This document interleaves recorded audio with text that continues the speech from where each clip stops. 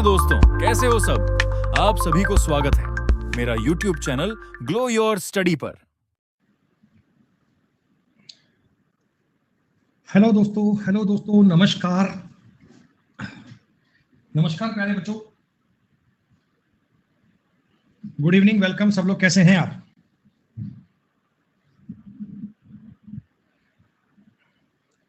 सब लोग बढ़िया, ठीक हो, मजे में, शानदार, सुपर।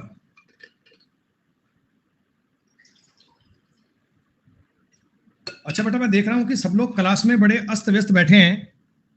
जरा ढंग से बैठो लाइन में सीधे यार। हैं यूं ही, मतलब आपके बेंच टेढ़े मेढ़े हैं, दाएं बाएं बैठे हो।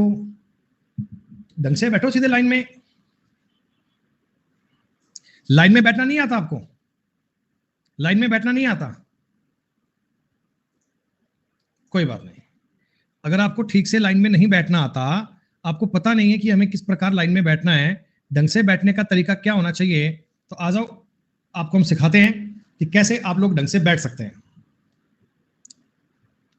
लिख दीजिए अपनी कॉपी में, टाइटल लगा दीजिए आज की क्लास का, सिटिंग अरेंजमेंट, बैठक व्यवस्था। दोस्तों क्या ना, हमें इस प्रकार क्लास में बैठे बच्चे अस्त व्यस्त पसंद नहीं है।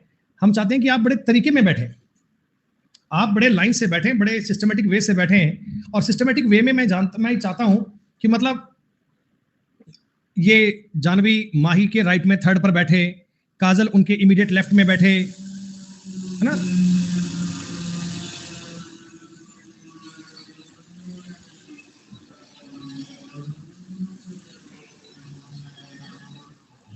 एरोप्लेन नहीं गया दोस्तों, एरोप्लेन नहीं गया। एक्चुअली अपना स्टूडियो बन रहा है, तो उसके लिए बहुत सारा काम चल रहा है। आज मुझे लग रहा है पूरी ओवरनाइट काम होगा, आज ओवरनाइट काम होगा। अल्टीमेट दिया हुआ था सैटरडे तक का, तो आज रात को काम पूरा करेंगे विवेक। सुबह से जयपुर में आज बारिश का माहौल है, सुबह से लगातार बारिश चल रही है, तो बारिश में स्टूडियो का टूर करवाएंगे बेटा। काम तो पूरा होने दो, अभी काम तो पूरा होने दो, अभी काम चल रहा है।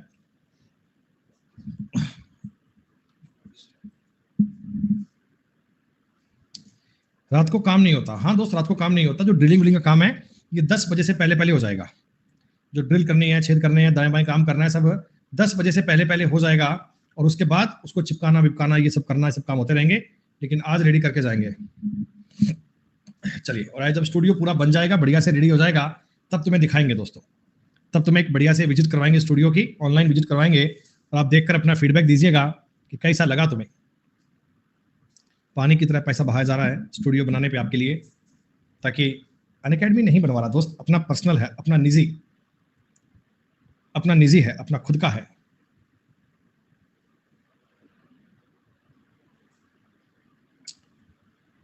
चलिए, टाइटल लगा दीजिए, सिटिंग अरेंजमेंट, इसका नाम है बैठक व्यवस्था।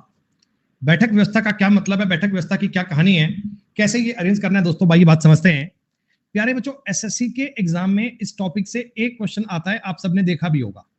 आप सीजीएल की बात करो, सीएचएसएल की बात करो, एमटीएस की बात करो, स्टेनो की बात करो, जेई की बात करो, तो एक क्वेश्चन आपको एग्जाम में मिल जाता है दोस्तों।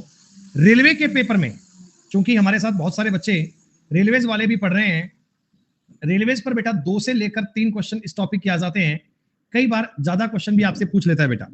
लेकिन बैंकिंग में बच्चों इसका लेवल मतलब अलग ही लेवल का है, 5 से लेकर 10 क्वेश्चन तक की बातें आ जाती है बेटा। सीपीओ में भी 1 से 2 क्वेश्चन आते हैं, सीपीओ में भी 1 से 2 क्वेश्चन आते हैं, सीपीओ में भी इसी प्रकार की चीजें आती हैं। तो आ जाइए, देखिए इसके बारे में ना बेटा कुछ जानकारी समझो। जानकारी बहुत आसान है। जानकारी क्या है ना दोस्तों, अरेंजमेंट करना है हमें लोगों को टर्म्स एंड कंडीशंस के अकॉर्डिंग सिटिंग प्लान में मैनेज करना है। अब दोस्तों मुझे ये याद तो नहीं है कि ए कहां बैठेगा, बी कहां बैठेगा, जे कहां बैठेगा, पी कहां बैठेगा। हमें एग्जामिनर सारी बात बताएगा। एग्जामिनर की ड्यूटी है भाई, उसकी भी कुछ रिस्पॉन्सिबिलिटीज हैं, उसके भी कुछ मेजरमेंट हैं, उसको आपको बताना पड़ेगा कि ए बी के लेफ्ट में बैठा है, कि राइट में बैठा है, कि दाएं बैठा है, कि बाएं बैठा है। जो भी अरेंजमेंट होगा वो सारी चीजें आपको बताएगा, और हमने उनकी दी गई बात को फॉलो करना है, उनकी दी गई बात को पढ़ना है, और उस पढ़ने की व्यवस्था के आधार पर आपका होगा अरेंजमेंट। लेकिन दोस्तों अरेंजमेंट करते समय आपको यह बात बहुत ढंग से देखनी है कि जानकारी को ठीक से पढ़ना है। अगर हम सवाल को ठीक से पढ़ेंगे ही नहीं, अगर हम सवाल को ढंग से समझेंगे नहीं बेटा, फिर तो करने का मतलब ही नहीं है सवाल। तो सवाल कब होगा? जब आप उन जानकारियों को ढंग से पढ़ेंगे। अरेंजमेंट में बच्चों हमारे सामने जो मेजर प्रकार की चीजें आती है ना, या तो लोगों को एक लाइन में अरेंजमेंट करना आता है, या दोस्तों लाइन में अरेंजमेंट करने के अलावा एक सर्किल में अरेंजमेंट करने की बात आएगी, एक वर्ताकार मेज के बाहर इनको मैनेज करने की बात आएगी। ये दो चीजें ही बेटा मोस्ट ऑफ केस में आती हैं। और तीसरी बात है बहुत रेयर, जो बैंक में भी रेयर आती है, वो होती है स्क्वायर या रेक्टेंगल मेज। वर्ग या आयताकार मेज, वर्गाकार या आयताकार मेज, इनका यूज बहुत कम है। अगर आपने लाइनर और सर्किल को पढ़ लिया ना, तो मैं मानूंगा कि आपने इन सारी जानकारियों को कवर कर लिया। आपको ये जानकारियां पढ़ने में अब कोई डाउट नहीं आएगा। दोस्तों सवाल कौन कौन से बनते हैं, टाइप कौन कौन से बनते हैं, तो पहले आप उस टाइप के बारे में समझिए। अच्छा, डिसीजन मेकिंग का एक क्वेश्चन मैंने आपको करवाने की बात करी थी बेटा, डिसीजन मेकिंग का एक रैंडम क्वेश्चन आपको करवाने की बात मैंने बोली थी, मुझे याद है। तो वो आपके इस टॉपिक के बाद करवा दिया जाएगा, बड़े ही अच्छे प्रकार से करवाएंगे। ढूंढ रहा था, बढ़िया सवाल आज मिल गया, एक पुराने बैंक के पेपर से निकाला है। तो जब तक मैंने वो सवाल निकाला तब तक स्टाफ हमारा जा चुका था। तो कल नहीं, मतलब कल छुट्टी है, नेक्स्ट जो भी आपकी क्लास होगी उस दिन आपको वो सवाल करवा दिया जाएगा। ठीक है, आज डाउट का सेशन नहीं है, सिर्फ और सिर्फ पढ़ने की बात है। ठीक है प्यारे बच्चों, लाइनर अरेंजमेंट देखिए, या तो आपके सामने लाइन बनेगा या सवाल बनेगा सर्किल का। लाइन में बेटा दो प्रकार की चीज मिलती है, या तो आपको सवाल मिलेगा सिंगल लाइन का, या तो आपको क्वेश्चन मिलेगा सिंगल लाइन का, एकल लाइन का। एक लाइन में लोगों को मैनेज करना होगा। और कई बार दोस्तों एसएससी के पेपर में भी इस प्रकार की बात पूछ लेता है कि आपको डबल लाइन में लोगों को मैनेज करना होता है। सिंगल लाइन, डबल लाइन, दो प्रकार के सवाल बनते हैं। एसएससी के पेपर में अपने एग्जाम में सिंगल लाइन का कंसेप्ट आएगा, छोटा सा कंसेप्ट आएगा दोस्तों, ज्यादा क्रिटिकल सवाल नहीं आते, बहुत नॉर्मल लेवल की बात आती है। पर हम आपको हर एक लेवल की बात बताएंगे, मतलब अपने लेवल से थोड़ा आगे चलकर ही बताएंगे कि किन किन बातों पर आपको ध्यान रखना है। ठीक है, तो आइए दोस्तों, लाइन में आपने समझ लिया दो प्रकार की चीजें होती हैं, एक तो सिंगल लाइन की, एक डबल लाइन की। अगर आपका सवाल सर्किल पे आता है, if you have any question on circle, तो सर्किल पे सवाल क्या बनेगा दोस्तों, यहां भी आपके सामने दो प्रकार की चीजें होती हैं। या तो लोग बाग इस वर्ताकार मेज के बाहर केंद्र की ओर मुंह करके बैठे होंगे, like this, facing toward centre, या दोस्तों ये लोग केंद्र के विपरीत दिशा में मुंह करके बैठे होंगे। दो प्रकार की जानकारियां बनती हैं, या तो इन सबका फेस सेंटर पे होगा, और या दोस्तों इन सबका फेस सेंटर के विपरीत होगा। ये दो प्रकार की चीजें होती हैं। इनका मतलब होता है बेटा सेंटर की तरफ फेस है, फेसिंग टुवर्ड सेंटर, और इसका मतलब होता है बेटा फेसिंग टुवर्ड आउटवर्ड, यानी बाहर की तरफ ये लोग फेस किए बैठे हैं। एसएससी के पेपर में ज्यादातर क्वेश्चन बेटा सेंटर वाले आते हैं, आउटसाइड का सवाल कोई रेयर आने की बात है। ज्यादा आपके काम आने वाली चीज है वो सेंटर पे काम आती है। ठीक, अब सुनिएगा, ये बच्चों कभी कभार सवाल बनता है स्क्वायर या रेक्टेंगल पे, ये कई बार सवाल बनता है वर्ग या आयत पे। तो वर्ग के बारे में भी आपको पता है बच्चों, चार साइड होती हैं, चारों साइड आपस में इक्वल होती हैं। तो इन पर जो सवाल बनता है, इनमें ये लोग ऐसे बैठे होंगे, चार लोग तो बैठेंगे वर्ग के कोनों पे और चार बैठेंगे वर्ग के भुजाओं के बीच में। अक्सर सवाल इस टाइप के बनते हैं जिनमें बीच का स्पेस इनका इक्वल होता है।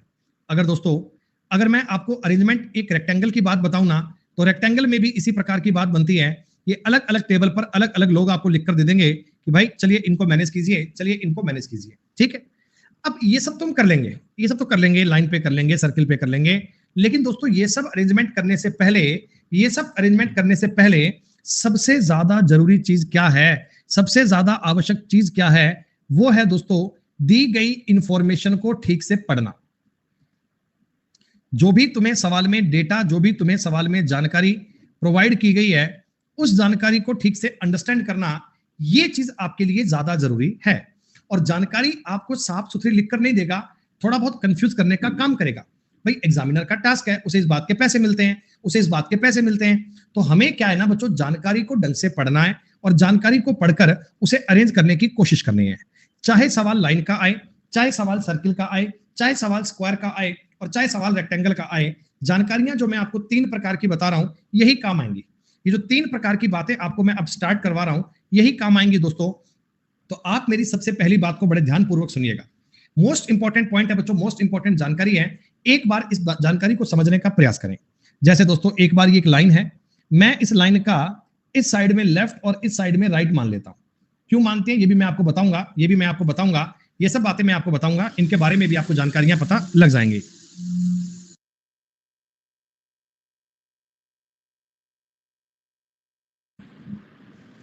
सुनिएगा, प्यारे बच्चों, मान लीजिए मैंने आपको एक सवाल दिया, उसके बीच में कहीं इस प्रकार की लाइन यूज कर ली गई कि A is at the second to left of B, who is third to right of C। एक बार रैंडमली कहीं भी मान लेता हूं, A B के बाएं दूसरा है, A B के बाएं दूसरा है। देखो B के लेफ्ट में 1 और 2, B के बाएं दूसरा कौन है? A। जो C के दाएं तीसरा है, C के राइट में थर्ड कौन है? C के राइट में थर्ड कौन है? तो C के राइट में थर्ड पर B आएगा, C के राइट में थर्ड पर B आएगा। ये मोस्ट इंपॉर्टेंट चीज है। 50% बच्चे तो इसी बात में गलती कर जाते हैं कि सवाल को ठीक से पढ़ते नहीं है। दोस्तों, ये जानकारी आपको पता होगी, हु या हु इज के बगल में जो भी आता है ना, इसके लिए ये सेंटेंस काम आया है। इसके लिए ये सेंटेंस काम आया है। ए बी के बाएं दूसरा है, जो कौन? बी। बी सी के दाएं तीसरा है, बी सी के दाएं तीसरा है, तो सी के राइट में थर्ड पर कौन आएगा? बी। सी के राइट में थर्ड कौन आएगा? बी। अगर ये जानकारी मैं आपको बताऊं दोस्तों, हिंदी में ए बी के बाएं दूसरा है, तो जो के बाद सेंटेंस काम आ रहा है ना, वो बी के लिए काम आ रहा है। दोस्तों, जो के बाद में सेंटेंस काम आ रहा है ना, ये दोस्तों बी के लिए यूज हो रहा है, ये बी के लिए काम आ रहा है। रिलेटिव प्रोनाउन का कंसेप्ट आपने समझा होगा दोस्तों, वेरी गुड। ये आपने इंग्लिश में एरर भी देखी होगी।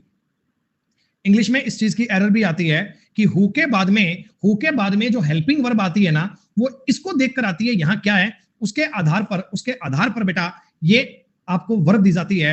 ये वर्ब की एरर आपने इंग्लिश में पढ़ी होगी। ये जानकारियां हमें अंग्रेजी की भी पता है दोस्तों, ऐसी बात नहीं है।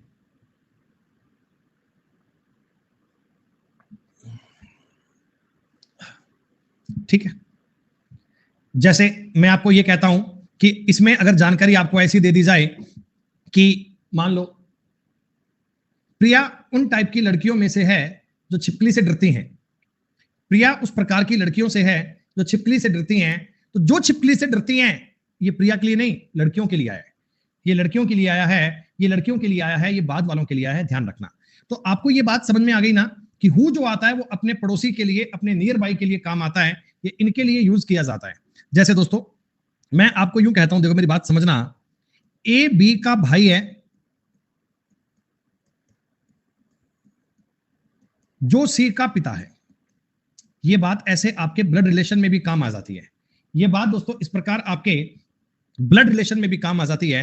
ए बी का भाई है, ए बी का भाई है, ए बी का भाई है जो सी का पिता है। तो बी है ना, बी ये सी का पिता है, बी सी का फादर है, बी सी का पिता है। ये जानकारी दोस्तों बी के लिए काम आती है। आपको सेकंड वाले पर्सन के बारे में ठीक ठाक से जेंडर के बारे में जानकारी होनी चाहिए।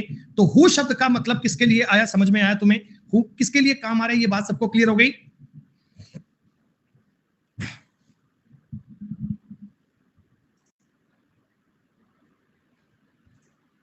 ठीक है।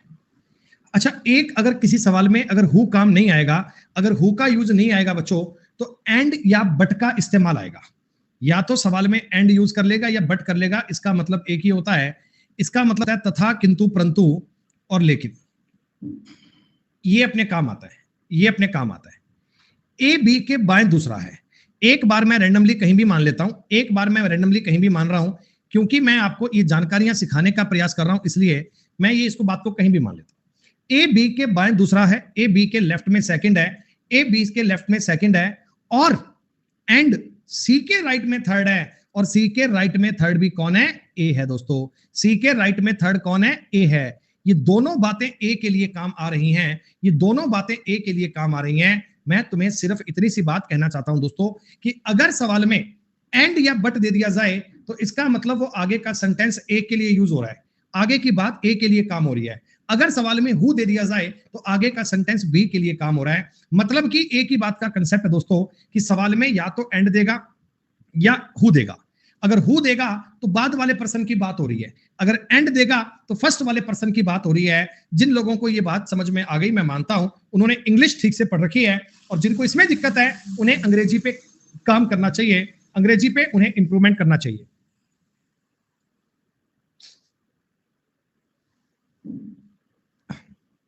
ठीक बात है।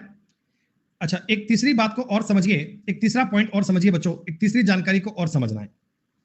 A who is second to left of B, A who is second to left of B, A जो बी के बाएं दूसरा है, ए जो बी के बाएं दूसरा है, कॉमा सी के दाएं तीसरा है, तो सी के राइट में थर्ड ए है, सी के राइट में भी थर्ड ए है। ये जानकारी भी बच्चों ए के लिए काम आ रही है। सी के राइट में भी थर्ड पे ए आएगा।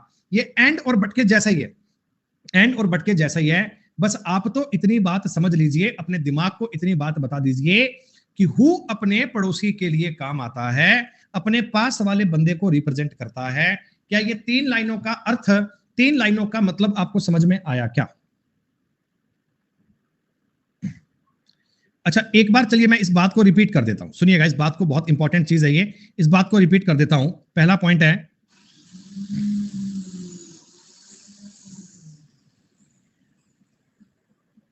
ए बी का भाई है जो बैंक मैनेजर है। ए बी का भाई है जो बैंक मैनेजर है। तो इस सवाल में आप बताओ बैंक मैनेजर कौन है? इस लाइन को पढ़कर बताओ बेटा बैंक मैनेजर कौन है? इस लाइन को पढ़कर बताओ बैंक मैनेजर कौन है? अरे नालायको, ए कहने वालों, तुम्हें अभी तो बताया था, कतई ढक्कन हो रहे हो क्या? कतई जहर नालायक हो रहे हो क्या? तुम्हें इतनी बात नहीं समझ में आ रही? तुम्हें लाइन ही पढ़ने में नहीं आ रही कि जो आता है वो बाद वाले के लिए काम आता है। ए बी का भाई है जो बैंक मैनेजर है, तो बैंक मैनेजर बी होगा। क्या तुम्हें इतना सा भी पॉइंट समझ में नहीं आ रहा? A is the brother of B, who is a bank manager, who is a bank manager. तो ये लाइन तुम्हें समझ में आना चाहिए ना, ये लाइन तुम्हें समझ में आना चाहिए। ए बी का भाई है जो बैंक मैनेजर है। दोस्तों बी क्या है? बी बैंक मैनेजर है। बी क्या है? बी बैंक मैनेजर है। अगर मैं इसके जैसी ही तुम्हें एक बात और बता दूं कि ए बी का भाई है और बैंक मैनेजर है, तो ये लाइन तुम्हें सुनते ही पता लग गया कि मैं सारा इंट्रोडक्शन ए के लिए बात कर रहा हूं। मैं सारा इंट्रोडक्शन ए के लिए बात कर रहा हूं। A is the brother of B, A is the brother of B and a bank manager, and a bank manager. इस समय बैंक मैनेजर ए होगा, इस समय बैंक मैनेजर ए होगा। क्या अब तो तुम्हें समझ में आ गई बात? अब तो तुम्हें क्लियर हो गया कि एंड और बट का क्या मतलब है, किस प्रकार यूज किया जाता है। तीसरी बात एक और समझनी है। A who is the brother of A, brother of B, comma, is a bank manager.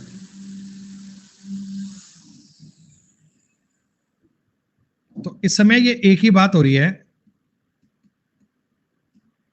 ए जो बी का भाई है,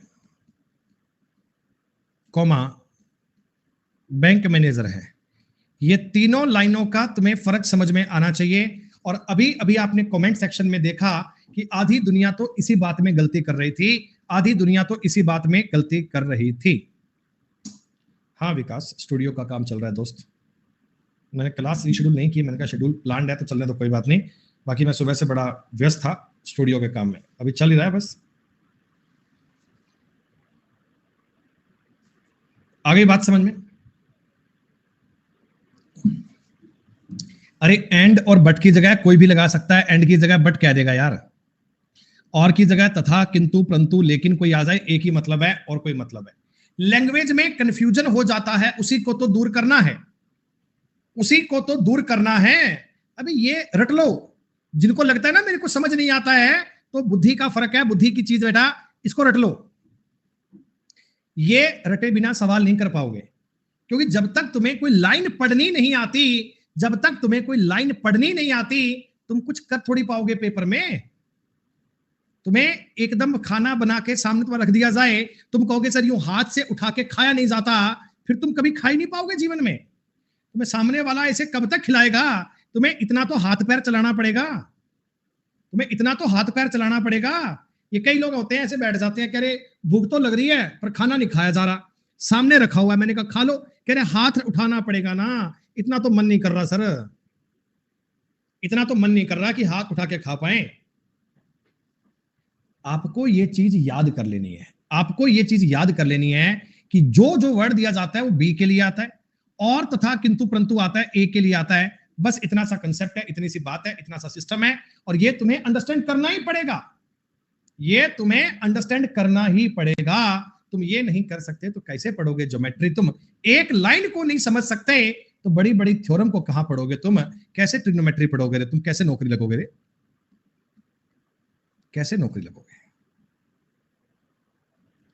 सुनो, लगातार जयप्रकाश के कमेंट आ रहे हैं कि confused confused confused confused confused है। कोई इलाज नहीं है दोस्त, ये कंफ्यूजन के लिए दिया जाता है और कोई इलाज नहीं है। गौरव कहता भी मैं भी वैसा ही हूं, मुझे भी कंफ्यूजन होता है।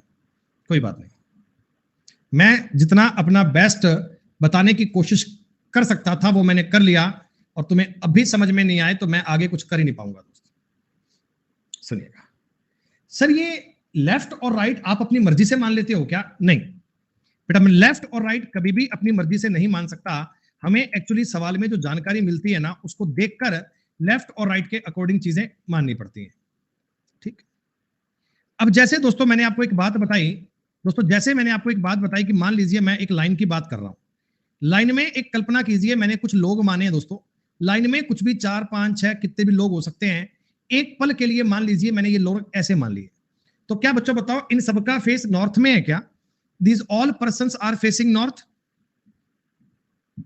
उत्तर में इनका फेस है। अगर दोस्तों उत्तर में इनका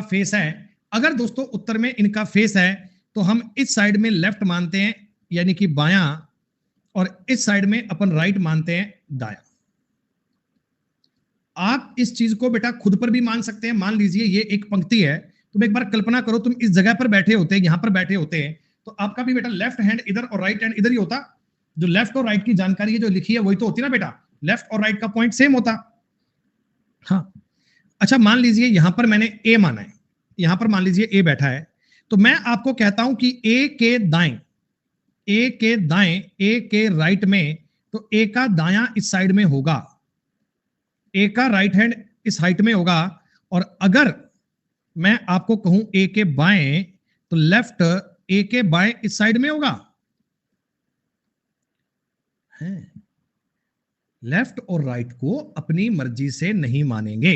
ये आपको सवाल बताएगा कि लोग बैठे हैं नॉर्थ में फेस किए, नॉर्थ में अगर इनका फेस है, तो लेफ्ट और राइट इस प्रकार कंसीडर किए जाते हैं, लेफ्ट और राइट इस प्रकार माने जाते हैं।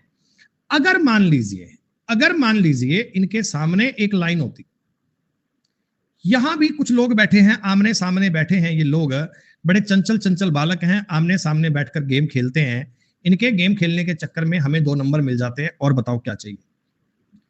क्या दोस्तों इनका फेस साउथ में है क्या? इनका फेस दक्षिण में है क्या? आप कहोगे हाँ। और अगर दोस्तों फेस पलटेंगे, नॉर्थ के साउथ में हो गए, तो क्या बताइएगा, लेफ्ट और राइट भी पलट जाएगा ना। अब की बार दायां इस साइड में काम करेगा, और बच्चों लेफ्ट का मतलब बायां इस साइड में काम करेगा। आई बात समझ में? लेफ्ट और राइट, दायां और बायां आपस में पलट जाएगा।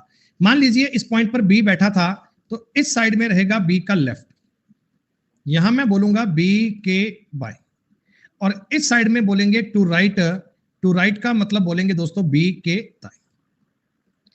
जिन्हें समझ में आ गया बहुत बढ़िया बात है, जिनको समझ में नहीं आया वो इसे नोट कर लेना। लेफ्ट और राइट को हम सवाल के अकॉर्डिंग मानेंगे, सवाल के अकॉर्डिंग चेक करेंगे। गौरव भैया तुमने एक कमेंट कॉपी कर लिया, 500 बार टाइप कर दिया कंफ्यूज्ड। अरे ये तो बता किस बात में कंफ्यूजन है? हर बात 3 बार रिपीट कर रहा हूं भाई। लेफ्ट और राइट कैसे मानना है, नॉर्थ साउथ लिखकर मानना है, तो फिर तो बता कंफ्यूजन किस बात का है? या ऐसा मतलब कि जुनून चढ़ रहा है हर बात को टाइप करने, कंफ्यूज्ड।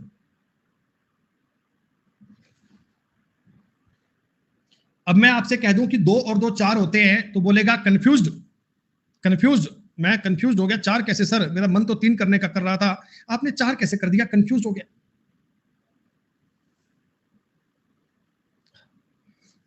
ठीक है, लेफ्ट और राइट मैं अपनी मर्जी से नहीं मानता। अगर सवाल में आपको नॉर्थ और साउथ दिया जाए तो ऐसा मान सकते हैं।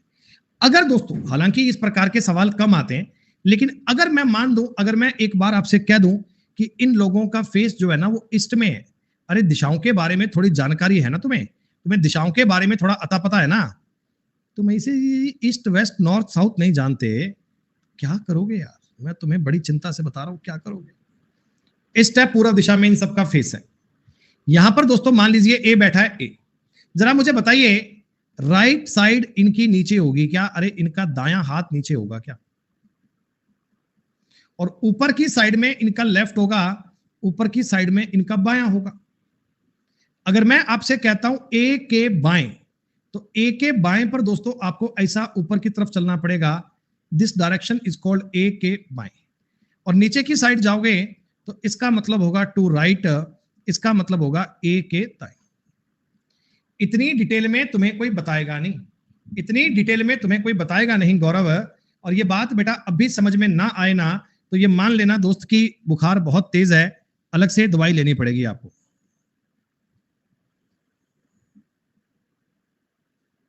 भाई मैं तो अपने हर एक कंसेप्ट को इस प्रकार तुम्हें समझाने की कोशिश करता हूं कि मतलब आप जीवन में पहली बार पढ़ रहे हैं और पहली बार में एक्सपर्ट बन जाएं, लेकिन सीखने की इच्छा ही ना हो तो मैं क्या करूं।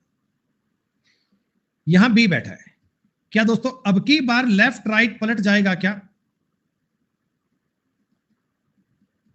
बायां और दायां। अरे आप सेल्फ खुद को एज्यूम कर लो एक पल के लिए, एक बार खुद को एज्यूम कर लो, इस बी वाली जगह पर आप बैठे होते, इस साइड इनका फेस होता, आपका फेस होता, तो राइट हैंड आपका ऊपर होता, लेफ्ट हैंड आपका नीचे होता, तो ये जानकारी आपको ऊपर की तरफ मिलती टू राइट के दाएं, और इस साइड आपको मिलती टू लेफ्ट के बाएं। यानी कि मैंने जो आपको अभी तक जानकारी बताई है, अभी तक जो मैंने आपको पॉइंट बताया दोस्तों, उसमें मैंने आपको 3-4 चीजें बताई हैं। पहली बात क्या है दोस्तों कि A is at the second to left of B, who is third to right of C। तो हु जो आया है हु, वो B के लिए काम आया है।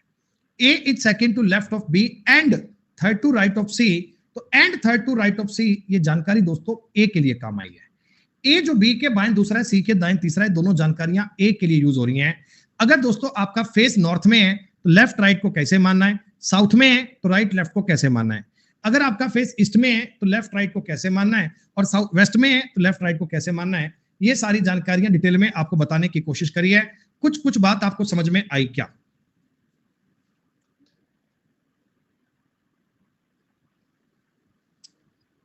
अच्छा अब सुनिएगा, देखिए कोई भी जानकारी आपको एज्यूम नहीं करनी, इस टॉपिक में कोई भी बात आपको एज्यूम नहीं करनी, कोई भी बात आपको कल्पना से नहीं माननी।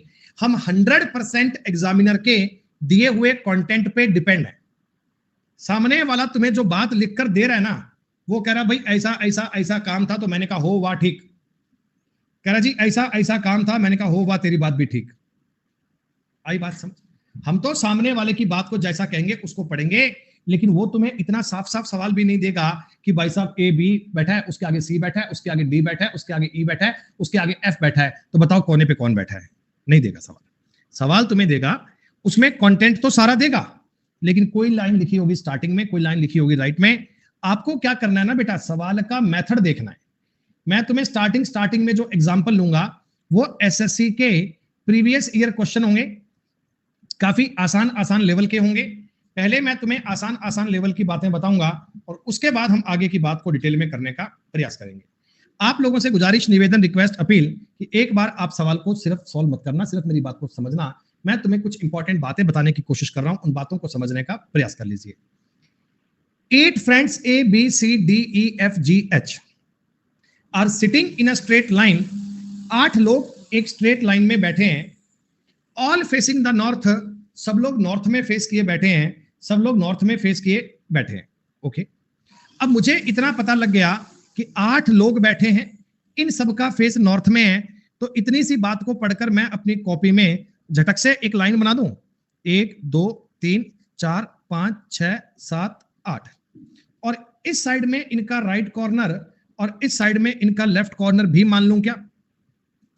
कि लेफ्ट और राइट मेरे को सवाल में बताए हैं। सर कहां बताए हैं? हमने तो कहीं देखा नहीं। इन्होंने कहा ना उत्तर की ओर मुंह करके बैठे हैं, तो इसी जानकारी में अपनी बात का जवाब आ गया था, फेसिंग द नॉर्थ। आगे बात समझ में?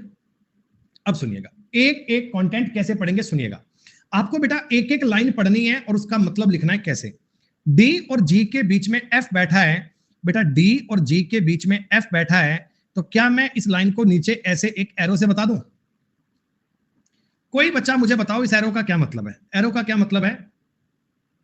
इस एरो का क्या मतलब है? इसका मतलब यह है दोस्तों कि अभी तक मुझे लेफ्ट और राइट का पता नहीं है। ये एरो का मतलब है ये इंटरचेंज हो सकता है। मैं GFD लिख सकता हूं, मुझे इनके बारे में पता नहीं है। ओके, H और A के बीच में B बैठा है, H और A के बीच में B बैठा है, H और A के बीच में B बैठा है, H और A के बीच में B बैठा है। कि यहां कंटेंट आपको ऐसा ही दिया गया क्या? H और A के बीच में B बैठा है। सर आप इनको ऊपर काहे लिख रहे हो, लाइन पे क्यों नहीं लिख रहे? क्योंकि लाइन पर अभी इनका प्लेस कंफर्म नहीं हुआ, लाइन पर अभी इनका प्लेस कंफर्म नहीं हुआ। मुझे जब कोई जानकारी एग्जैक्ट पता लगेगी ना, तब मैं लाइन पर लिखूंगा, तब मैं लाइन पर लिखूंगा। अगली बात, जी जो किसी एक छोर पर बैठा है, किसी किनारे पर बैठा है, उसके बाईं और तीसरे स्थान पर ई बैठा है। यह है दोस्तों मजे की बात, सुनिएगा। जी किसी एक कोने पर है और उसके बाईं और ई बैठा है, तो जी को बेटा आप इस कोने पर तो मान नहीं पाओगे ना, जी को इस कोने पर तो मान नहीं पाओगे ना। जी को इधर लिख दूंगा तो इसका बायां कहां बनाऊंगा, इसके बाएं की तो जगह बची नहीं मेरे पास है। इसका मतलब जी इसी कोने पर आएगा कंफर्म। और इसके बाएं तीसरा ई, बाएं पहला दूसरा तीसरा ई आ गया, बाएं तीसरा ई आ गया। क्या जी और ई को लिखना कंफर्म हो गया? हाँ हाँ। सी के बाईं और तीसरे स्थान पर एच बैठा है, सी के बाईं और तीसरे स्थान पर एच बैठा है, सी के लेफ्ट में थर्ड पर एच बैठा है, सी के बाईं और तीसरे पर एच बैठा है। ये बात मुझे पता लग गई, इतना मैंने पढ़ लिया, सवाल खत्म। अब मैं क्या करूंगा, मैंने देखो सवाल पूरा पढ़ लिया, जितना मुझे आपने बताया था उतना मैंने लिख लिया, उतना मैंने पढ़ लिया, उतना मैंने नोट कर लिया। अब मैं अपनी रीजनिंग लगाऊंगा दोस्तों। जी को देखकर क्या एफ और डी कंफर्म मान लें? जी को देखकर एफ और डी कंफर्म मान ले, पता है एफ डी और जी के बीच में ही आएगा और कोई दिक्कत नहीं है। दोस्तों तुम जानते हो क्या, एच और सी के बीच में ऐसे दो लोग आने चाहिए, एच और सी के बीच में दो लोग आने चाहिए। तो इस प्रकार मानने के सिवाय आपके पास कोई अल्टरनेट नहीं है, इस प्रकार मानने के सिवाय तुम्हारे पास कोई विकल्प नहीं है, तुम एक ही मानोगे। और एच आ गया तो यहां बी और ए भी आ जाएंगे, अगर एच आ गया तो बी और ए भी आ जाएंगे। अब आपका पूरा सवाल अरेंज हो चुका है। अब एग्जामिनर आपसे कुछ भी पूछे, कोई भी बात चेक करवाए, तुम सारी बातों को चेक कर पाएंगे। हमसे पूछा कि ए और ई के बीच में कौन बैठा है, तो बच्चों ए और ई के बीच में सी बैठा है, ए और ई के बीच में सी बैठा है। Option number D is the correct answer, option number D is the correct answer. D आपके सवाल का उत्तर आना चाहिए। क्या थोड़ी बहुत जानकारी तुम्हें समझ में आई क्या? थोड़ा बहुत पॉइंट तुम्हें समझ में आया क्या? जानकारी को तरीके में पढ़ना है, जानकारी को सिस्टम में पढ़ना है, यूं नहीं कि रैंडमली मन किया पढ़ते गए, मन किया पढ़ते गए। नहीं, सवाल को ढंग से पढ़ेंगे, एक एक लाइन को समझेंगे, एक एक बात का मतलब ऑब्जर्व करेंगे, देन उन चीजों को अरेंज करने का प्रयास करेंगे, देन उन चीजों को अरेंज करने का प्रयास करेंगे। चलिए कोई बात नहीं, एक सवाल की और बात करते हैं, एक क्वेश्चन के बारे में और जानकारियां करते हैं। जितना आपको समझ में आया उतना ठीक है, जितना नहीं आया कोई बात नहीं। मैं चाहता हूं आप सब बच्चे एक बार सवाल पढ़ें, आप 2-4-5 मिनट का टाइम लीजिए, मुझे कोई चिंता की बात नहीं है। मैं चाहता हूं तुम एक बार सवाल पढ़ने की कोशिश तो करो। अरेंजमेंट तुम्हें किस प्रकार दिया जा रहा है, अरेंजमेंट में क्या बताया जा रहा है, उसको एक बार बनाने का प्रयास तो करो। 6 friend are sitting in 2 lines, 6 मित्र 2 पंक्तियों में बैठे हैं, एक पंक्ति दूसरी पंक्ति के पीछे है, सभी मित्र उत्तर दिशा में मुंह किए बैठे हैं। दोस्तों अब की बार देखो थोड़ा स्पेशल केस है, इस बार थोड़ा स्पेशल केस है। आपने पढ़ा सर ये 6 लोग बैठे हैं, प्रत्येक लाइन में 3-3 लोग बैठे हैं, एक लाइन के लोग दूसरी लाइन के लोगों के पीछे बैठे हैं, एक लाइन के लोग हैं बेटा वो सेकंड लाइन के लोगों के पीछे बैठे हैं। जरा मुझे बताइए क्या ये अरेंजमेंट इस प्रकार से आना चाहिए क्या? क्या ये अरेंजमेंट इस प्रकार से आना चाहिए क्या? कुछ इस प्रकार बनने का भाव आ रहा है क्या? चूंकि सबका ही फेस नॉर्थ में है, चूंकि सबका ही फेस नॉर्थ में है, तो आप लेफ्ट राइट को इस प्रकार लिखने में भी बिल्कुल घबराएंगे नहीं, आप लिख देंगे। विक्रांत और सरोज के बीच में जोगी बैठा है। अब मुझे नहीं पता ये ऊपर की लाइन की बात कर रहा है, नीचे की लाइन की बात कर रहा है। श्रीकांत विक्रांत के पीछे बैठा है, श्रीकांत विक्रांत के पीछे बैठा है। इसका मतलब दोस्तों, इसका मतलब ये विक्रांत सरोज जो है ये ऊपर की लाइन में आएंगे, विक्रांत और सरोज के बीच में जोगी बैठा है, कुछ इस प्रकार की बात है। श्रीकांत विक्रांत के पीछे बैठा है, ये श्रीकांत हो गया। वाणी तृप्ति के दाईं ओर है, वाणी तृप्ति के दाईं ओर है। आपका सवाल दोस्तों बन गया, यहां पे तृप्ति, तृप्ति के दाईं ओर वाणी, और वाणी के पास में इधर यहां पे आ गया श्रीकांत। ऊपर की लाइन पर, ऊपर की लाइन पर दोस्तों यहां आ गया विक्रांत, यहां आ गया जोगी और यहां आ गया सरोज। आपसे क्वेश्चन पूछेंगे एक लाइन में 3 लोग कौन कौन बैठे हैं, दोस्तों एक लाइन में तीन तीन लोग, देखो विक्रांत जोगी सरोज, विक्रांत जोगी सरोज है ऑप्शन में, है बी ऑप्शन है, यही लोग एक लाइन में बैठे हैं, यही लोग एक लाइन में बैठे हैं। It's very simple. और वैसे ही सवाल को करने की नीड भी नहीं थी, इसमें साफ साफ लिखा था कि Jogi is sitting between Vikrant and Saroj. इसी लाइन में आपके सवाल का उत्तर था, इसी लाइन में आपके सवाल का उत्तर था, Jogi is sitting between Vikrant and Saroj. तो इसका मतलब दोस्तों ये है, ये तीनों एक ही लाइन में बैठे हैं, बिना कुछ किए आपके सवाल का उत्तर आ जाता। आई बात समझ में? करवा देंगे दीपक भैया, मंडे को करवाएंगे, मंडे को।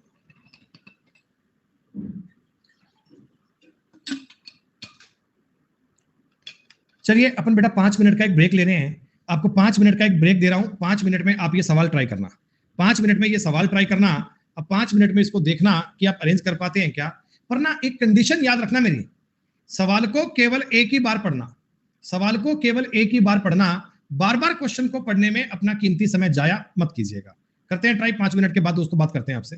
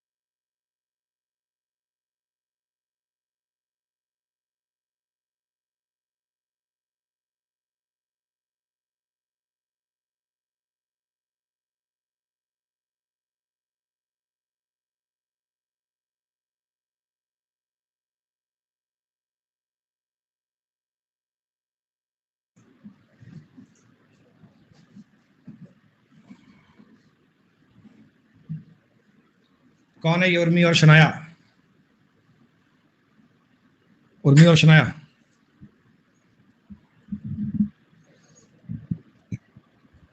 सुनिएगा दोस्तों, अरेंजमेंट क्या है सुनिएगा। की देवी शनाया उर्मी एसएससी के पेपर का पूछा हुआ सवाल है। यहां इनका राइट कॉर्नर मान लीजिए और यहां इनका लेफ्ट मान लीजिए।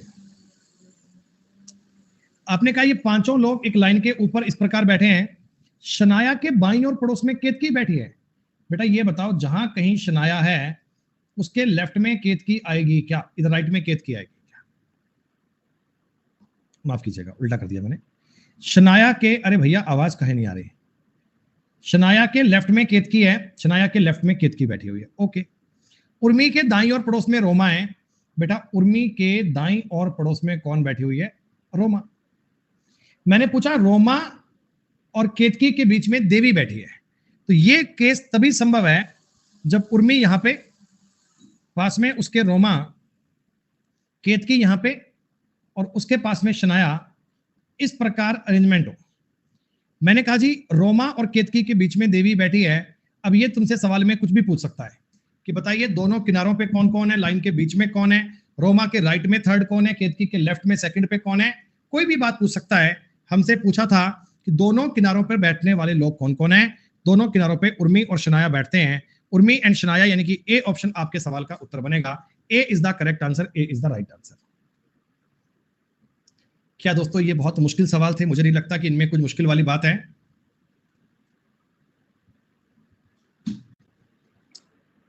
एक और सुनते हैं सवाल। इस बार थोड़ी और बढ़िया बात है। 6 घर P Q R S T U 2 पंक्तियों में स्थित हैं। प्रत्येक पंक्ति में 3 घर हैं। Each row has 3 houses and this houses in both rows face each other. ये जो 6 घर है ना बेटा, इनका फेस एक दूसरे के सामने है। ये 6 घर है ना, इनका फेस क्या है? एक दूसरे के सामने है। इनका जो घर है, फेस है, वो एक दूसरे के सामने है। 1 2 3 4 5 6। ये प्यारे बच्चों, आप इनके लेफ्ट राइट की बात जानते हैं, लेकिन आपको सवाल में देखो ढंग से पढ़ना ना, तो लेफ्ट राइट के बाद पूछा ही नहीं है। इस सवाल में आपको लेफ्ट और राइट का फर्क ही नहीं पड़ता। बस ये देखना है कि जानकारी ठीक से बने। बताओ एस पी और यू के बीच में है। जो एस आएगा वो कहीं भी मान लो पी और यू के बीच में आएगा। तुम पी को इधर भी मान सकते हो, यू को इधर भी मान सकते हो। सवाल का उत्तर में कोई फर्क नहीं पड़ेगा। एस पी और यू के बीच में है। अब मैं अगर सवाल नहीं करता, तुम्हें पता लग गया ना कि पी एस यू तो एक लाइन में है और बाकी लोग जो बच गए, एक तो क्यू बच गया, एक आर बच गया, एक टी बच गया, ये एक लाइन में है। अरे आपसे पूछा क्या था कि कौन से 3 घर एक पंक्ति में है? तो या तो पी एस यू या क्यू आर टी। तो क्यू आर टी आपके सवाल का उत्तर आ गया। क्यू आर टी आपके सवाल का उत्तर आ गया। अरे ऊपर नीचे हो जाए क्या फर्क पड़ता है? आपको तो इसी जानकारी को समझना था। अरे बाकी सब जानकारियां फर्जी हैं, बाकी सब जानकारियों का मतलब ही नहीं है। मुझे ये पता है एस पी और यू के बीच में है, तो एस तो पी और यू के बीच में है, तो ये तीनों एक लाइन में आएंगे, बाकी तीनों एक लाइन में आएंगे। और यही तो हमसे पूछा था कि क्यू आर टी ये आप सामने बनेंगे बस। अच्छा आपने कहा चेक करेंगे तो कर लो। पी का अगर भाग टी के सामने है, पी का घर टी के घर के सामने। क्यू यू के सामने नहीं है, तो क्यू को यहां मान लो, आर को यहां मान लो। ये लो। अब अगर ये पूछ भी लेता कि बताओ क्यू के सामने किसका घर है, तो मैं बोलता एस का है। और क्या करना है? अरे पोजीशन चेंज कर ले गौरव, क्या फर्क पड़ेगा? पोजीशन चेंज करने से क्या फर्क पड़ेगा? अरे नालायक आदमी, सवाल तो समझ ले एक बार। अरे सवाल तो समझ ले। मैं पी को यहां मान लूंगा, यू को यहां मान लूंगा, तो भी लाइन में तो ये 3 लोग ही आएंगे। अबे यार गजब के नालायक लोग हो यार, गजब के नालायक लोग हैं ये तो यार। हाँ, ऐसे क्वेश्चंस पर जानकारियां चेक करनी पड़ती हैं। ये तुम्हें सवाल बनाने की कोशिश करनी पड़ेगी। ये तुम्हें सवाल बेटा बनाना पड़ेगा। सुनिएगा, 6 सैनिक हैं A B C D E F, एक पंक्ति में एक के बाद एक खड़े हैं। बच्चों ये एक पंक्ति में एक के बाद एक खड़े हैं, यानी कि एक सीधी लाइन है। तो आप मुझे एक बात बताइए ना दोस्तों, कि क्या इस सवाल में कहीं भी आपको ये बोला गया क्या कि इनका लेफ्ट कहां है, राइट कहां है? क्या बच्चों सवाल में कहीं आपको लेफ्ट राइट ईस्ट वेस्ट बोला क्या? नहीं ना। तो आप अपनी मर्जी से मान लो। आप अपनी मर्जी से इनका फेस नॉर्थ में मान लो, कोई फर्क नहीं पड़ेगा। आप अपनी मर्जी से इनका फेस नॉर्थ में मान लो, कोई फर्क नहीं पड़ेगा। किसी को ज्यादा दिक्कत हो साउथ में मान के चेक कर सकता है, उत्तर के कंसेप्ट पे कोई फर्क नहीं पड़ेगा, उत्तर आपका सेम जाएगा। ठीक है, सुनिएगा। एफ सी के बाईं और लेफ्ट में है, F is at the immediate left of C, F C के इमीडिएट लेफ्ट में है। एफ और ई पंक्ति के सिरों पर हैं। बेटा एफ और ई अगर पंक्ति के कॉर्नर पर हैं तो जायज बात है एफ इस कोने पे आएगा तभी तो सी आ सकता है। अरे एफ लेफ्ट कॉर्नर पे आएगा तभी तो इसके राइट में सी बनेगा। सी एफ और बी के बीच में है, सी बच्चों एफ और बी के बीच में है, सी एफ और बी के बीच में। ए डी के बाईं और अगला है, ए डी के इमीडिएट लेफ्ट में है। हो गया बच्चों, हो गया। ई डी के राइट में है, ये बताने की नीड नहीं पड़ी, अपने आप हो गया। दाईं ओर से चौथे स्थान पर कौन है? 1 2 3 4 बी आएगा दोस्तों। एक एक लाइन को पढ़ते जाओगे, सवाल अपने आप बनता जाएगा। जानकारियां तुम्हें जो एक्सीलेंट गारंटी से क्लियर हो उनको तो लाइन के ऊपरी सिरे पर लिखना, बाकी जानकारियों को नीचे लिखना, लेकिन एक एक जानकारी को चेक करना बहुत जरूरी है। इंग्लिश में भी सेम लिखा है भूमि, कोई अलग लिखा नहीं है बेटा। अंग्रेजी में भी सेम लिखा है, जो कंटेंट आपको हिंदी में लिख कर दिया है वही अंग्रेजी में लिख कर दिया है। अंग्रेजी में पढ़ोगे तो भी सेम बनेगा।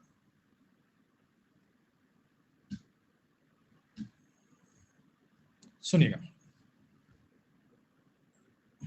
सौरभ भाई कोई इलाज नहीं है। अब तुम इस बात को नहीं चाहते समझना तो मैं कुछ कर नहीं पाऊंगा बेटा, मेरे पास कोई इलाज ही नहीं है। सर लेफ्ट और राइट नहीं लिख पाते तो बेटा कैसे बताऊं? 50 बार चिल्ला चिल्ला कर बता दिया, आज की क्लास में आपको 10 बार बता दिया कि लेफ्ट कैसे मानना है, राइट कैसे मानना है। नहीं हम समझ नहीं पाते हैं, समझ लो भाई, नहीं हम कर नहीं पाते तो क्या करूं मैं, बताओ।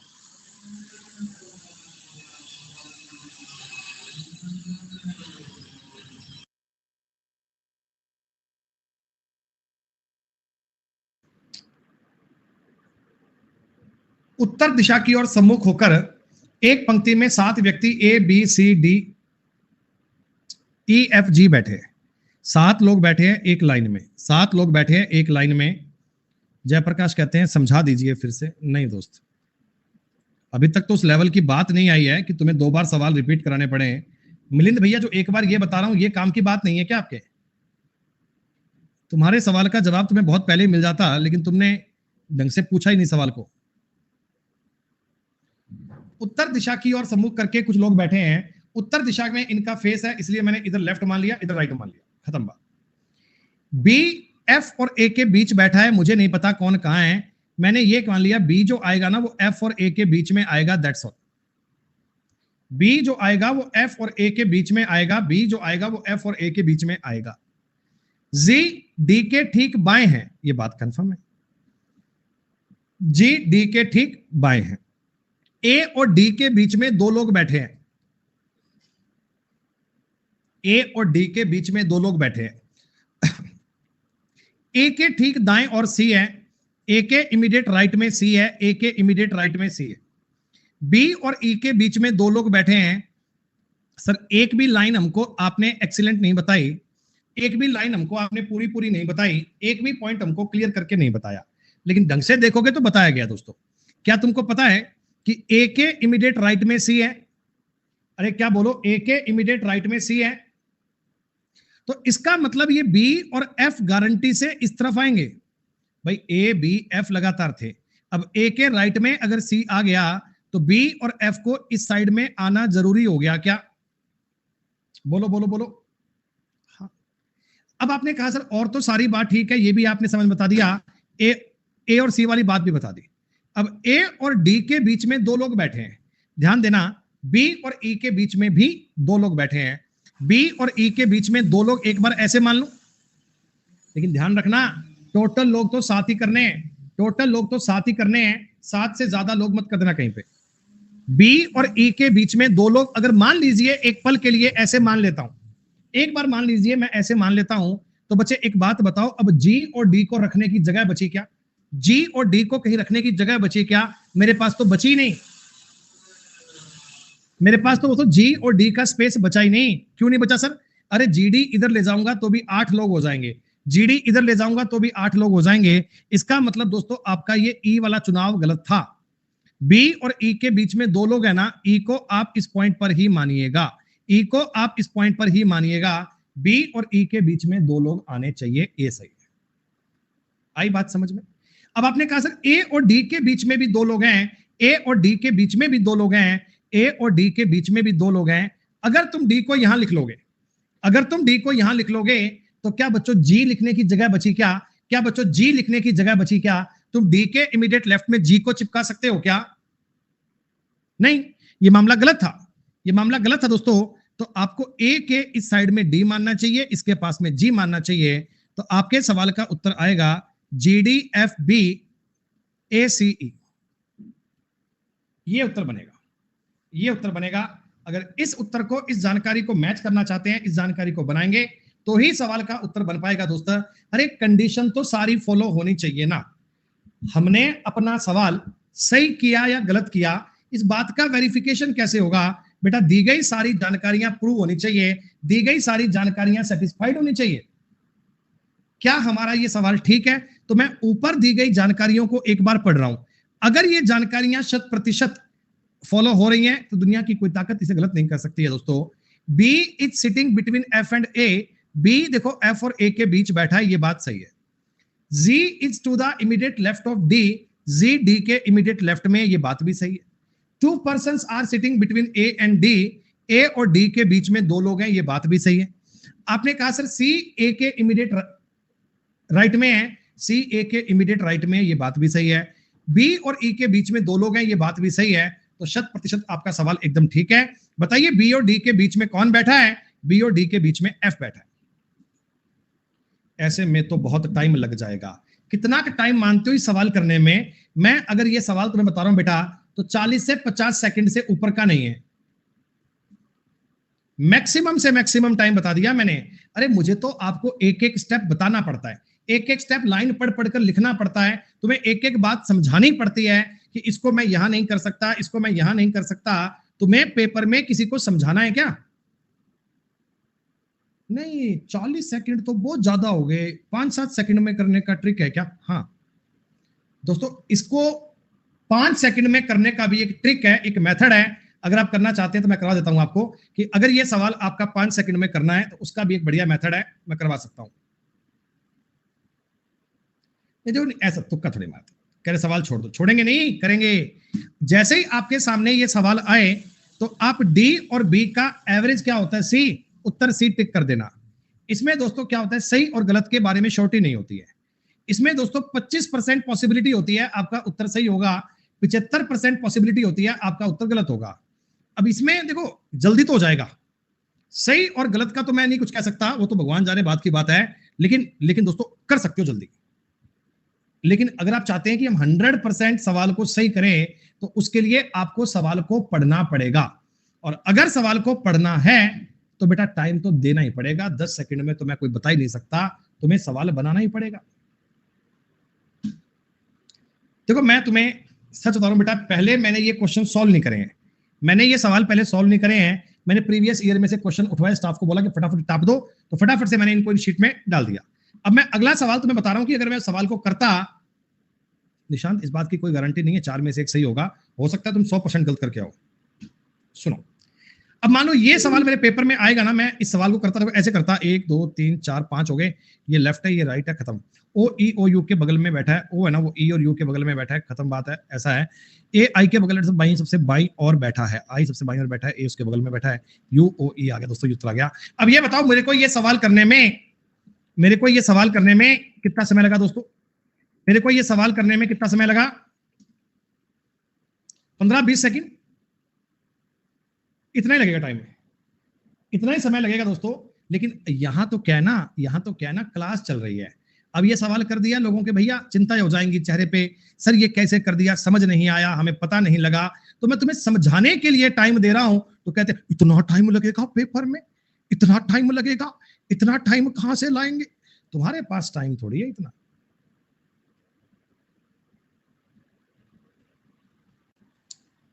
आपने कहा सर लेफ्ट और राइट क्या करें? लेफ्ट और राइट उत्तर की ओर मुंह करके बैठे।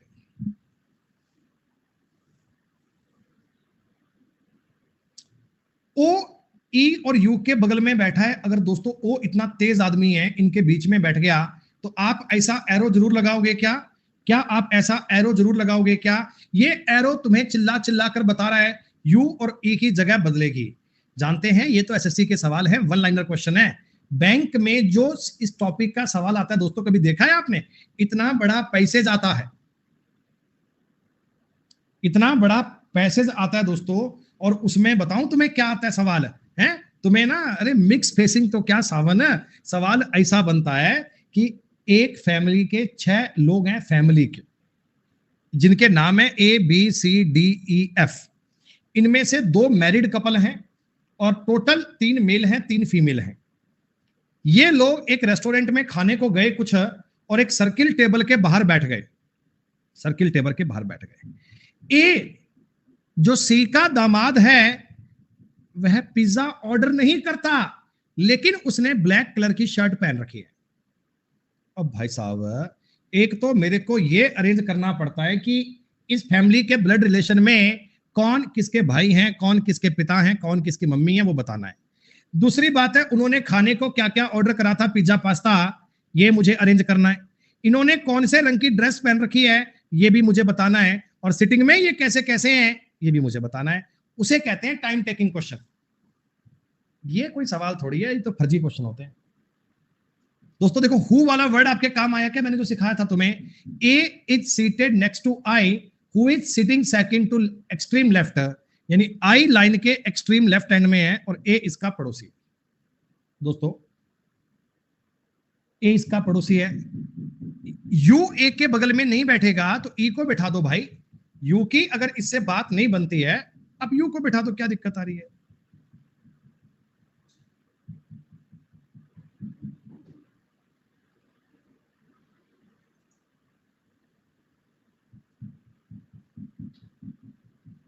सवाल क्या था? बीच में कौन बैठा है? लाइन के बीच में ई बैठा है, ई लाइन के बीच में ई बैठा है। अच्छा, वॉवल्स हैं प्रखर, वॉइल्स, वॉइल्स है, वॉइल्स।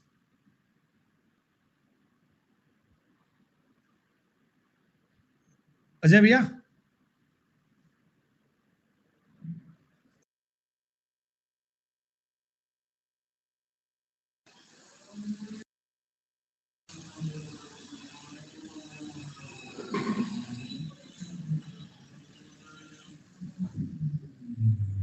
सर बगल का मतलब बीच में बैठाना है।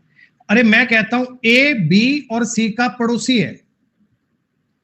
ए अगर बी और सी का पड़ोसी है तो एक पर्सन 2 लोगों का पड़ोसी कैसे हो सकता है कि एक तो इसके इधर आएगा, एक इसके इधर आएगा?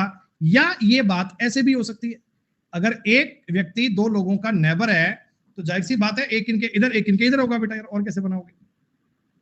अजय भैया,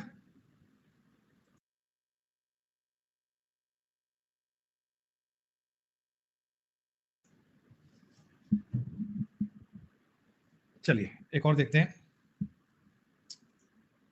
बेटा। इस बार इनका फेस कहां है? वेस्ट में, देख रहे हो? इस बार इनका फेस कहां है? वेस्ट में है। इस बार इनका फेस पश्चिम में है। तो लेफ्ट और राइट के बारे में जल्दबाजी मत करना, बड़े ध्यान से पढ़ने की कोशिश करना।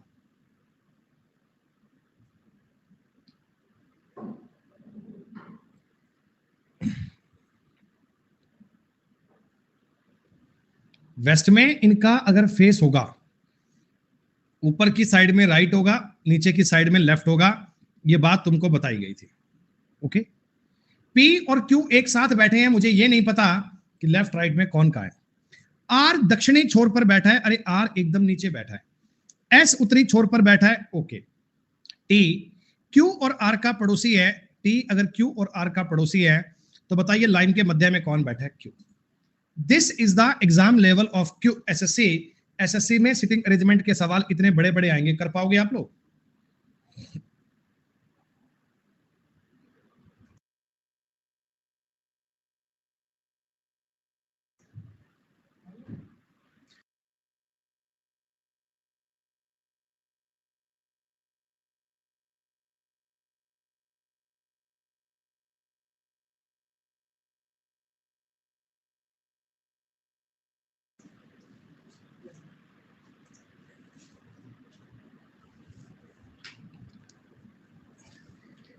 पांच बच्चे हैं दोस्तों, 5 बच्चे JKLMN एक ब्लैक बोर्ड की ओर मुंह करके एक बेंच पे बैठे हैं। जरा मुझे एक बात बताइए, जरा मुझे एक बात बताइए, आप मुझे एक छोटी सी बात बता दो बेटा कि क्या सवाल में कहीं भी इनके बारे में नॉर्थ साउथ ईस्ट वेस्ट की बात की गई है क्या?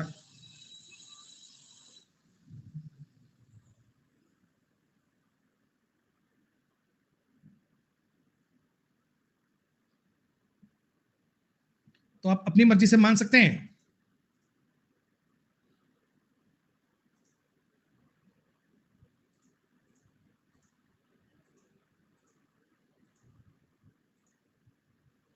आप अपनी मर्जी से मान सकते हैं। और बेटा मोस्ट ऑफ केस में ना हम नॉर्थ ही माना करते हैं, मोस्ट ऑफ केस में हम लोग नॉर्थ माना करते हैं। आज तो अपनी क्लास चलेगी 10 बजे तक, उसके बाद यहीं स्टूडियो में आपके लिए तैयार करवाएंगे, सारी कहानी है। 2 3 4 और 5 लोग एक बेंच की ओर मुंह करके बैठे हैं। के एम के बिल्कुल दाहिनी बगल में बैठा है बेटा, के एम के बिल्कुल बिल्कुल दाहिनी बगल में बैठा है, जो बिल्कुल बाईं ओर है, एम बाईं ओर है और के उसके राइट। जे एल के बाईं ओर है लेकिन एन के दाईं ओर बैठा हुआ है। बेटा जो जे है ना, जे वो एल के ठीक बाईं ओर है, जे जो है वो एल के ठीक बाईं ओर है और एन के दाईं ओर है। ये तीनों लोग यहां लिख दीजिए। बीच में कौन बैठा है? एन बैठा है। सर डिजिटल बोर्ड पे पढ़ाएंगे? हाँ दोस्त, डिजिटल बोर्ड ही लगवा रहे हैं तुम्हारे लिए। लेकिन दोस्तों पता क्या होता है ना, जिस स्टूडियो में पढ़ाते हैं ना, एक्चुअली मैं ये मतलब मेरा पर्सनल ओपिनियन है कि उसका थोड़ा फील अच्छा होना चाहिए। जहाँ पे अगर स्टूडियो में पढ़ाते हैं दोस्तों, तो उसका फील थोड़ा सा मतलब ना लगना चाहिए भी यार मैं कोई ढंग का काम सही जगह खड़ा कर रहा हूँ। तो उसके लिए हाँ थोड़ा अच्छा सा एमबीएस। ये देखो, ये मैंने उनसे फोटो मंगवाई अभी अभी, उनको बताया कि आप एक बार फोटो भेजो ताकि बच्चों को बता पाऊँ कि भाई ऐसा ऐसा काम हो रहा है। ये जो आप पीछे की वॉल्स पे देख रहे हो, ये जो पीछे की वॉल्स पे लगा हुआ है, ये जो ब्लैक कलर में शीट्स आती हैं बेटा, ये कोई स्पेशल शीट्स मंगवाई थी, पर्दे नहीं है बेटा, ये शीट्स मंगाई थी। इनको बोलते हैं अकोस्टोटी सीट। ये अकोस्टिक होती है जो अलग से आती हैं, ये साउंड ऑब्जर्व कर लेती हैं, इससे बाहर की आवाज नहीं आती है। इसमें क्या है, जो बाहर की बिल्कुल आवाज नहीं आती है, बाहर चाहे मतलब कितना ही हल्ला हो रहा हो, लेकिन अंदर में कोई इसकी आवाज नहीं आती है, कोई इको नहीं होती है। नॉर्मली अपने दीवारों से आवाज वापस आती है ना, लेकिन इधर में क्या है बेटा, दोबारा वापस आवाज नहीं आती है। अभी इस पे काम चल रहा है, आज रात तक रेडी होगा, फिर जब पूरा बन जाएगा तो मैं आपको बता दूंगा। मोस्टली जो बड़ी बड़ी स्टूडियो होते हैं, बड़े बड़े स्टूडियो होते हैं जो मतलब जहाँ पे गाने रिकॉर्ड होते हैं, जहाँ पे मूवीज की डबिंग होती है, वहां इस प्रकार की इन शीट्स का यूज किया जाता है, वहां इनमें ये बातें यूज की जाती हैं, और मैं आपके लिए बता रहा हूँ अलग से। अकोस्टिक। चलिए प्राइस की बात मत किया करो, तुम प्राइस की बात मत किया करो।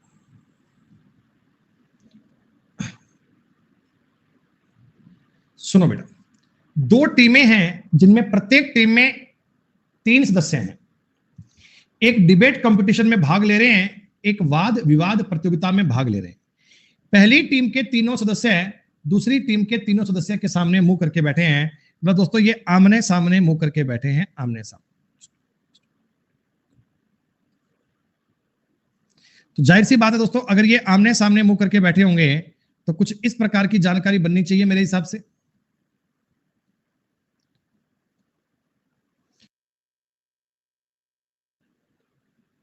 हाँ भैया, ये सब YouTube के लिए काम कर रहे हैं।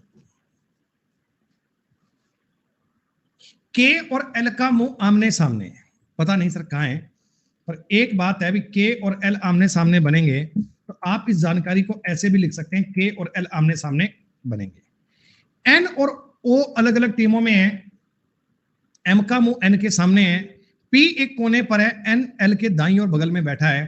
तो कितना बढ़िया सवाल था, सुनिएगा। के एल के सामने है, एन और ओ अलग अलग टीम में है। बेटा एन और ओ है ना, ये डिफरेंट डिफरेंट टीम में है, इनकी टीम अलग अलग है, एक टीम में नहीं आ सकते। एम का मुंह एन के सामने है, एम का मुंह एन के सामने है, एम और एन भी एक दूसरे के आमने सामने बनेंगे, एम और एन भी एक दूसरे के आमने सामने बनेंगे। पी एक कोने पर है, जहां मर्जी मान लो, मैंने यहां मान लिया, पी जहां मर्जी मान लो, मैंने यहां मान लिया। एन एल के ठीक बगल में दाईं ओर बैठा है, एल के दाईं ओर बगल में एन मान लूं क्या? एल के दाईं ओर अगर मैं एन मान लूं क्या? आपने कहा जी मान लो। अब मुझे बताओ, एन और ओ अलग अलग टीम में बन जाएंगे, के सामने एल आएगा, एम के सामने एन आएगा, और ओ आप यहां मान लीजिए, खत्म बेटा। आप कुछ और भी अरेंज करके देख सकते हैं, रिजल्ट आपका यही बनेगा। ऊपर नीचे की जानकारियों को चेंज करके चेक करोगे तब भी आपके सवाल का उत्तर सेम बनेगा, फर्क नहीं है। एक बच्चा बार बार कमेंट कर रहा है कि मेरा इंटरनेट इशू हो गया था, सवाल नंबर 3 रिपीट कर दो। बेटा ऐसा नहीं होता है, क्लास की वीडियो मिल जाती है, बेटा उसको चेक कर लेना। पर्सनल बेटा आपका अगर इंटरनेट का इशू हो गया था तो मैं उसके लिए बेटा सवाल रिपीट नहीं कर पाऊंगा, उसके लिए आप क्लास की रिकॉर्डिंग को देख लेना बाद में यार। बाकी बेटा क्लास में इतने बच्चे हैं, आप उनका समय देखो ना बेटा।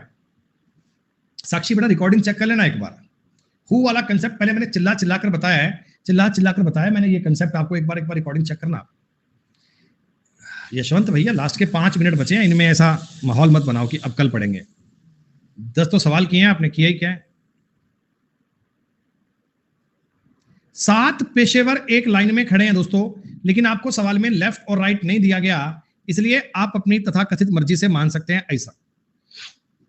7 पेशेवर एक पंक्ति में खड़े हैं, एक पत्रकार एक फार्मासिस्ट के ठीक दाईं ओर, 1 2 3 4 5 6 और 7। पत्रकार फार्मासिस्ट के दाईं ओर, बच्चों ये फार्मासिस्ट है, इसके इमीडिएट राइट में कौन है, पत्रकार। और शिक्षक के ठीक बाईं ओर है, और शिक्षक के ठीक बाईं ओर है। क्या ये तीनों लोग ऐसे लगातार आएंगे क्या, बताओ बेटा, ये तीनों लोग ऐसे लगातार आएंगे क्या। अब की बार मैंने एरो नहीं लगाया, अब की बार मैंने एरो नहीं लगाया क्योंकि मेरे को लेफ्ट राइट क्या है, कंफर्म है। वकील अकाउंटेंट के दाईं ओर है, जो भी अकाउंटेंट है इसके इमीडिएट राइट में एडवोकेट है, वकील है। शिक्षक और चिकित्सक के बीच में 2 लोग हैं बेटा, शिक्षक और डॉक्टर के बीच में 2 लोग हैं। क्या इस बार तुम्हें एरो लगाने की नीड है क्या, क्या इस बार तुम्हें एरो लगाने की नीड है क्या।